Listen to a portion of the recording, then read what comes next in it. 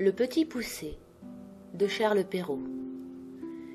Il était une fois un bûcheron et une bûcheronne qui avaient 7 enfants, tous garçons.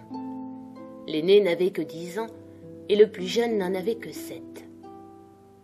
On s'étonnera que le bûcheron ait eu tant d'enfants en si peu de temps, mais c'est que sa femme allait bien vite en besogne et n'en avait pas moins de 2 à la fois. Ils étaient fort pauvres et leurs 7 enfants les incommodaient beaucoup, parce qu'aucun d'eux ne pouvait encore gagner sa vie. Ce qui les chagrinait encore, c'est que le plus jeune était fort délicat et ne disait mot, prenant pour bêtise ce qui était une marque de la bonté de son esprit. Il était fort petit, et quand il vint au monde, il n'était guère plus gros que le pouce, ce qui fit qu'on l'appela le petit poucet. Ce pauvre enfant était le souffre-douleur de la maison, et on lui donnait toujours tort. Cependant, il était le plus fin et le plus avisé de tous ses frères, et s'il parlait peu, il écoutait beaucoup. Il vint une année très fâcheuse, et la famine fut si grande que ces pauvres gens résolurent de se défaire de leurs enfants. Un soir que ces enfants étaient couchés, et que le bûcheron était auprès du feu avec sa femme, il lui dit, le cœur serré de douleur: « Tu vois bien que nous ne pouvons plus nourrir nos enfants. Je ne saurais les voir mourir de faim devant mes yeux, et je suis résolu de les mener perdre demain au bois, ce qui sera bien aisé, car tandis qu'ils s'amuseront à fagoter, nous n'avons qu'à nous enfuir sans qu'ils nous voient. »« Oh !» s'écria la bûcheronne, « pourrais-tu toi-même mener perdre tes enfants ?» Son mari avait beau lui représenter leur grande pauvreté, elle ne pouvait y consentir. Elle était pauvre, mais elle était leur mère. Cependant, ayant considéré quelle douleur ce lui serait de les voir mourir de faim, elle y consentit et alla se coucher en pleurant. Le petit poucet ouït tout ce qu'ils dirent, car ayant entendu, de dedans son lit, qu'ils parlaient d'affaires, il s'était levé doucement et s'était glissé sous l'escabelle de son père pour les écouter sans être vu. Il alla se recoucher et ne dormit point du reste de la nuit, songeant à ce qu'il avait à faire. Il se leva de bon matin et alla au bord du ruisseau, où il emplit ses poches de petits cailloux blancs, et ensuite revint à la maison. On partit, et le petit poucet ne découvrit rien de tout ce qu'il savait à ses frères. Ils allèrent dans une forêt fort épaisse, où à 10 pas de distance on ne se voyait pas l'un l'autre. Le bûcheron se mit à couper du bois, et ses enfants à ramasser des broutilles pour faire des fagots. Le père et la mère, les voyant occupés à travailler, s'éloignèrent d'eux insensiblement, et puis s'enfuirent tout à coup par un petit sentier détourné. Lorsque ces enfants se virent seuls, ils se mirent à crier et à pleurer de toute leur force. Le petit poucet les laissait crier, sachant bien par où ils reviendraient à la maison, car en marchant, il avait laissé tomber le long du chemin les petits cailloux blancs qu'il avait dans ses poches.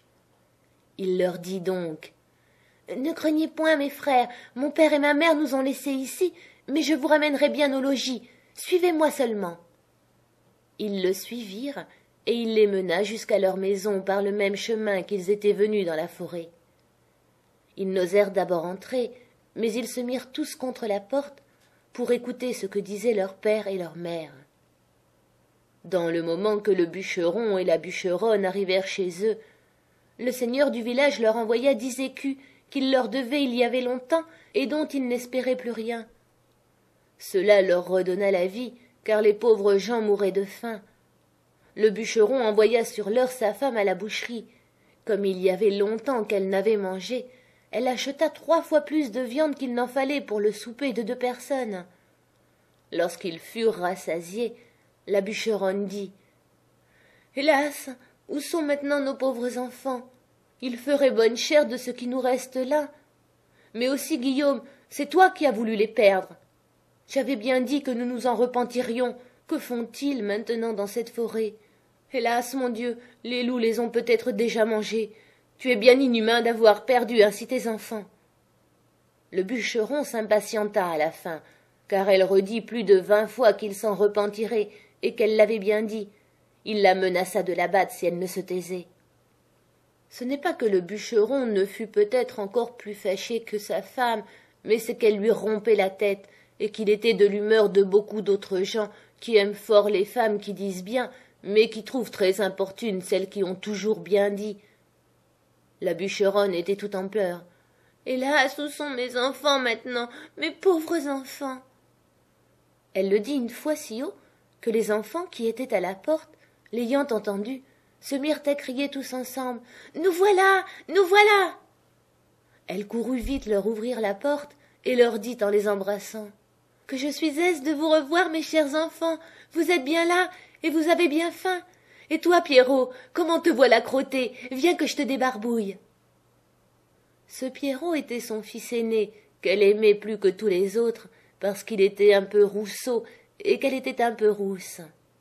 Ils se mirent à table et mangèrent d'un appétit qui faisait plaisir au père et à la mère, à qui ils racontaient la peur qu'ils avaient eue dans la forêt, en parlant presque toujours tous ensemble. Ces bonnes gens étaient ravis de revoir leurs enfants avec eux, et cette joie dura tant que les 10 écus durèrent.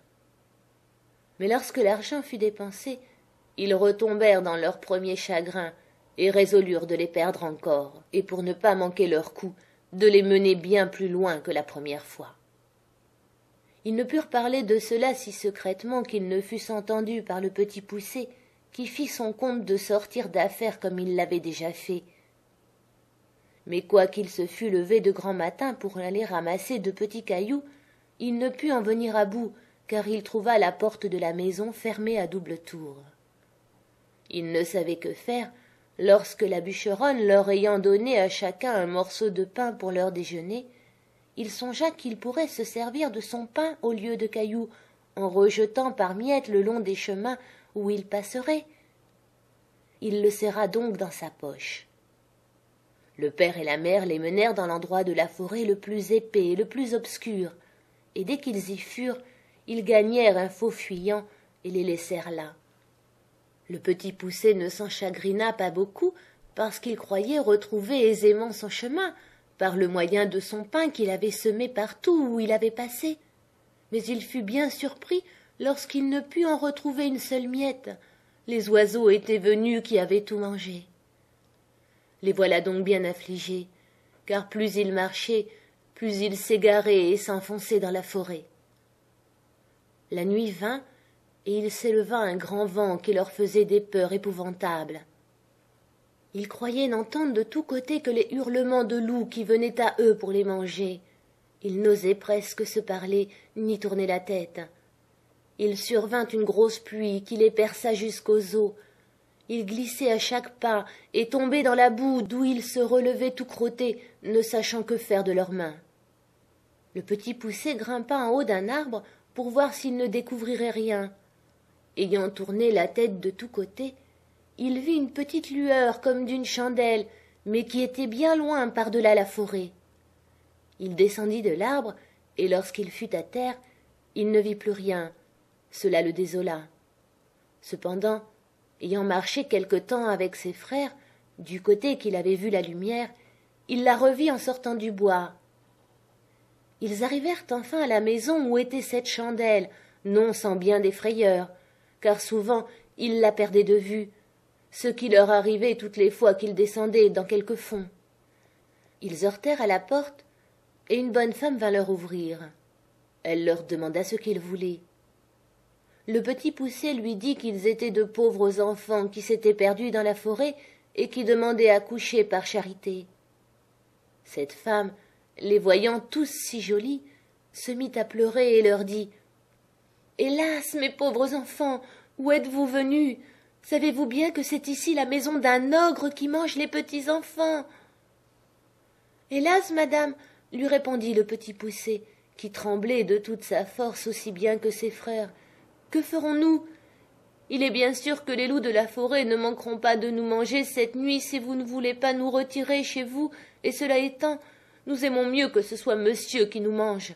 Peut-être qu'il aura pitié de nous si vous voulez bien l'en prier. » La femme de l'ogre, qui crut qu'elle pourrait les cacher à son mari jusqu'au lendemain matin, les laissa entrer et les mena se chauffer auprès d'un bon feu, car il y avait un mouton tout entier à la broche pour le souper de l'ogre.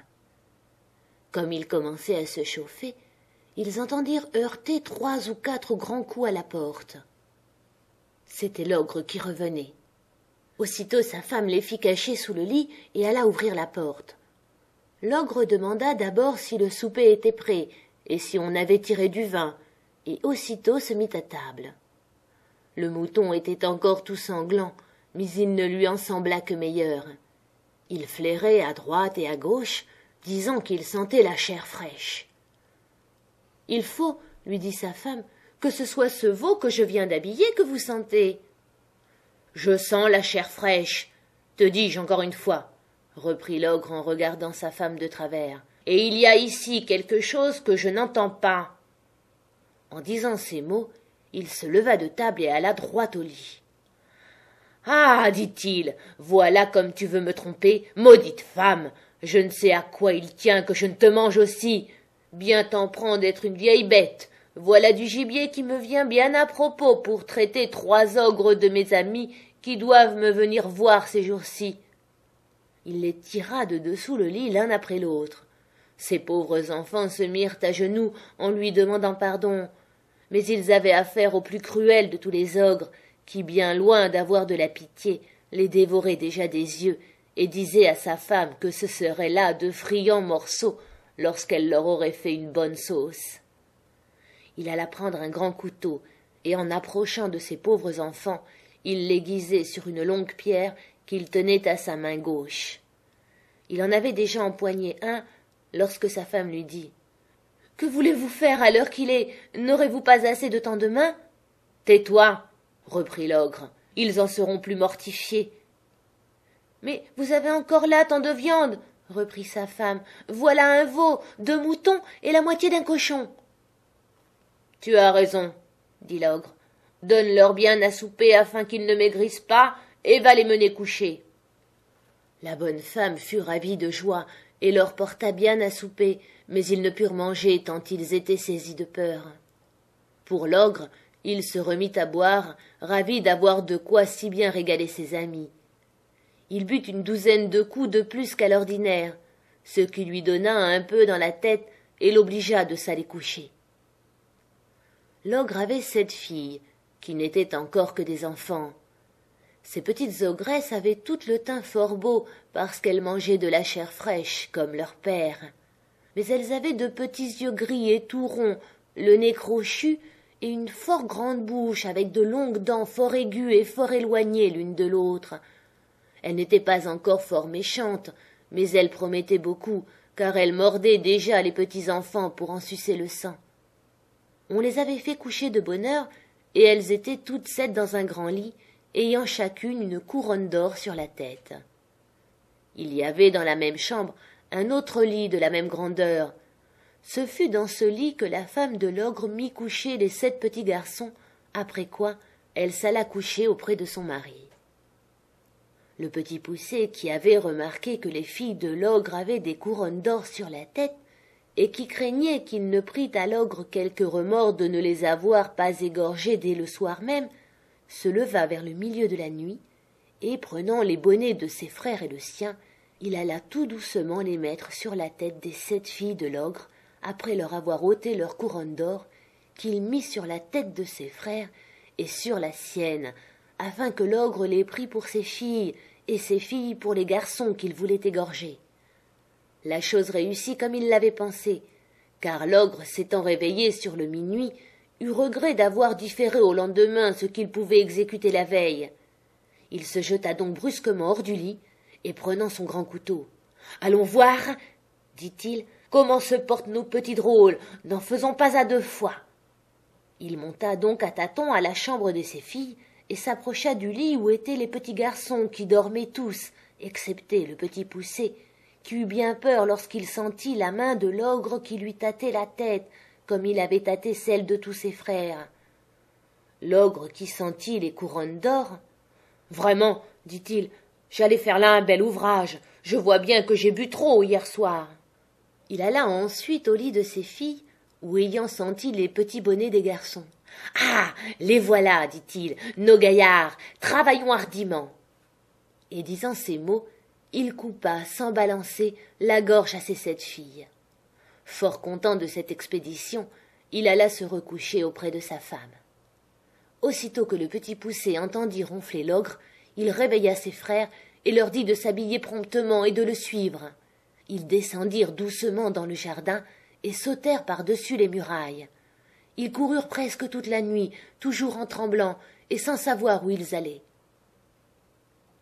L'ogre, s'étant éveillé, dit à sa femme: « Va-t'en donc là-haut habiller ces petits drôles d'hier au soir. » L'ogresse fut fort étonnée de la bonté de son mari, ne se doutant point de la manière qu'il entendait qu'elle les habillât, et croyant qu'il lui ordonnait de les aller vêtir, elle monta en haut, où elle fut bien surprise lorsqu'elle aperçut ses 7 filles égorgées et nageant dans leur sang. Elle commença par s'évanouir, car c'est le premier expédient que trouvent presque toutes les femmes en pareille rencontre. L'ogre, craignant que sa femme ne fût trop longtemps à faire la besogne dont il l'avait chargée, monta en haut pour lui aider. Il ne fut pas moins étonné que sa femme lorsqu'il vit cet affreux spectacle. « Oh, qu'ai-je fait là ?» s'écria-t-il. « Ils me le paieront, les malheureux, et tout à l'heure !» Il jeta aussitôt une potée d'eau dans le nez de sa femme, et l'ayant fait revenir. « Donne-moi vite mes bottes de 7 lieues, lui dit-il, afin que j'aille les attraper. » Il se mit en campagne, et après avoir couru bien loin de tous les côtés, enfin il entra dans le chemin où marchaient ces pauvres enfants, qui n'étaient plus qu'à 100 pas du logis de leur père. Ils virent l'ogre qui allait de montagne en montagne, et qui traversait des rivières aussi aisément qu'il aurait fait le moindre ruisseau. Le Petit Poucet, qui vit un rocher creux proche du lieu où ils étaient, y fit cacher ses 6 frères, et s'y fourra aussi, regardant toujours ce que l'ogre deviendrait. L'ogre, qui se trouvait fort las du long chemin qu'il avait fait inutilement, car les bottes de 7 lieues fatiguent fort leur homme, voulut se reposer. Et par hasard, il alla s'asseoir sur la roche où les petits garçons s'étaient cachés. Comme il n'en pouvait plus de fatigue, il s'endormit après s'être reposé quelque temps, et vint à ronfler si effroyablement que les pauvres enfants n'eurent pas moins peur que quand il tenait son grand couteau pour leur couper la gorge. Le Petit Poucet en eut moins de peur, et dit à ses frères de s'enfuir promptement à la maison pendant que l'ogre dormait bien fort, et qu'ils ne se missent point en peine de lui. Ils crurent son conseil, et gagnèrent vite la maison. Le Petit Poucet, s'étant approché de l'ogre, lui tira doucement ses bottes, et les mit aussitôt. Les bottes étaient fort grandes et fort larges, mais comme elles étaient fées, elles avaient le don de s'agrandir et de se rapetisser selon la jambe de celui qui les chaussait, de sorte qu'elles se trouvèrent aussi justes à ses pieds et à ses jambes que si elles eussent été faites pour lui. Il alla droit à la maison de l'ogre, où il trouva sa femme qui pleurait auprès de ses filles égorgées. « Votre mari, lui dit le Petit Poucet, est en grand danger, car il a été pris par une troupe de voleurs qui ont juré de le tuer s'il ne leur donne pas tout son or et tout son argent. Dans le moment qu'il lui tenait le poignard sur la gorge, il m'a aperçu et m'a prié de vous tenir avertir de l'état où il était, et de vous dire de me donner tout ce qu'il y a de vaillant, sans en rien retenir, parce qu'autrement ils le tueront sans miséricorde. Comme la chose presse beaucoup, il a voulu que je prisse ces bottes de 7 lieues que voilà, pour faire diligence, et aussi afin que vous ne croyiez pas que je sois un affronteur. » La bonne femme, fort effrayée, lui donna aussitôt tout ce qu'elle avait, car cet ogre ne laissait pas d'être fort bon mari, quoiqu'il mangeât les petits enfants. Le Petit Poucet étant donc chargé de toutes les richesses de l'ogre, s'en revint au logis de son père, où il fut reçu avec bien de la joie. Il y a bien des gens qui ne demeurent pas d'accord de cette dernière circonstance, et qui prétendent que le Petit Poucet n'a jamais fait ce vol à l'ogre, qu'à la vérité, il n'avait pas fait conscience de lui prendre ses bottes de 7 lieues, parce qu'il ne s'en servait que pour courir après les petits enfants. Ces gens-là assurent le savoir de bonne part, et même pour avoir bu et mangé dans la maison du bûcheron. Ils assurent que lorsque le Petit Poucet eut chaussé les bottes de l'ogre, il s'en alla à la cour, où il savait qu'on était fort en peine d'une armée qui était à 200 lieues de là, et du succès d'une bataille qu'on avait donnée. Il alla, disent-ils, trouver le roi, et lui dit que s'il le souhaitait, il lui rapporterait des nouvelles de l'armée avant la fin du jour. Le roi lui promit une grosse somme d'argent s'il en venait à bout. Le Petit Poucet rapporta des nouvelles dès le soir même, et cette première course l'ayant fait connaître, il gagnait tout ce qu'il voulait, car le roi payait parfaitement bien pour porter ses ordres à l'armée. Et une infinité de demoiselles lui donnaient tout ce qu'il voulait pour avoir des nouvelles de leurs fiancés, et ce fut là son plus grand gain. Il se trouvait quelques femmes qui le chargeaient de l'aide pour leur mari, mais elles le payaient si mal, et cela allait à si peu de choses qu'il ne daignait mettre en ligne de compte ce qu'il gagnait de ce côté-là. Après avoir fait pendant quelque temps le métier de courrier, et y avoir amassé beaucoup de biens, il revint chez son père, où il n'est pas possible d'imaginer la joie qu'on eut de le revoir. Il mit toute sa famille à son aise, il acheta des offices de nouvelles créations pour son père et pour ses frères, et par là, il les établit tous et fit parfaitement bien sa cour en même temps. Moralité. On ne s'affiche point d'avoir beaucoup d'enfants quand ils sont tous beaux, bien faits et bien grands, et d'un extérieur qui brille. Mais si l'un d'eux est faible, on ne dit mot, on le méprise, on le raille, on le pille. Quelquefois, cependant, c'est ce petit marmot qui fera le bonheur de toute la famille.